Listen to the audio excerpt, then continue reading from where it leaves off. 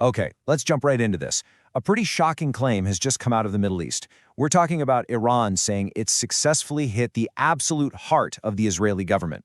So we're going to break down exactly what they said, what the evidence actually shows, and, what this all really means. So the story comes straight from Iran's powerful military branch, the Islamic Revolutionary Guard Corps, the IRGC.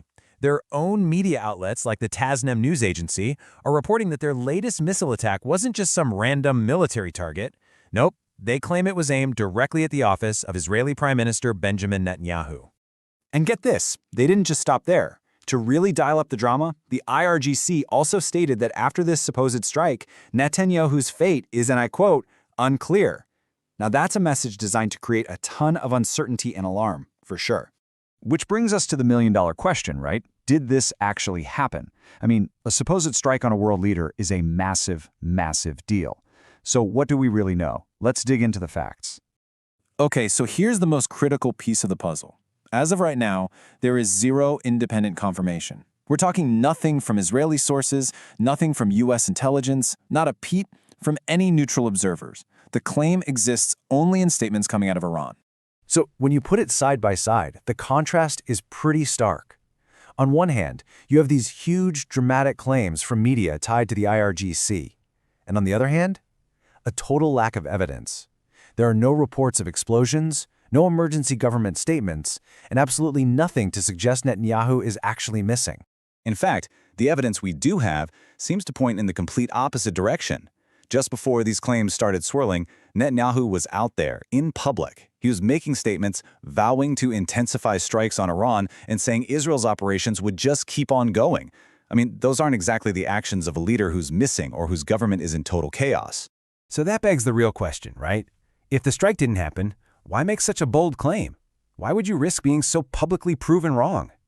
Well, the answer really lies in the events that led up to all this. To really get what's going on here, we've got to rewind the tape a bit. This didn't just happen out of nowhere. It all goes back to an earlier, pivotal strike, one that seems to have kicked off this whole chain reaction.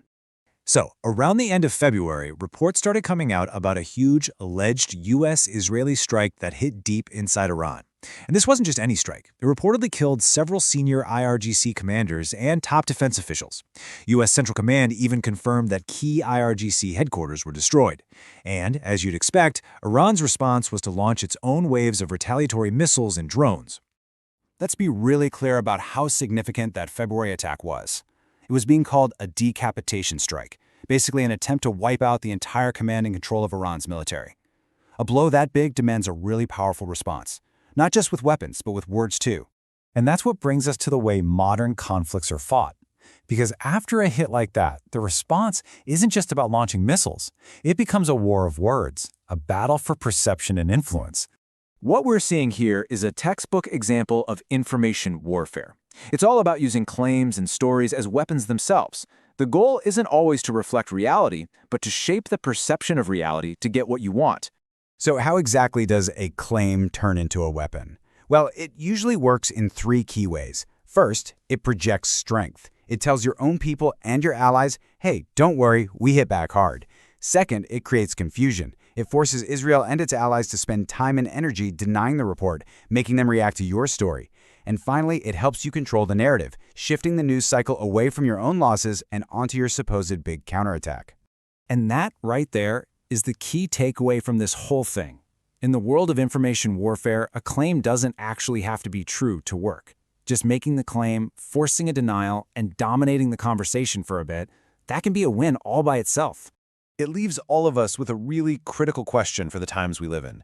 When countries are using information itself as a weapon, and the battlefield is everything from our social media feeds to the news headlines, how do we navigate all that noise to figure out what's actually true?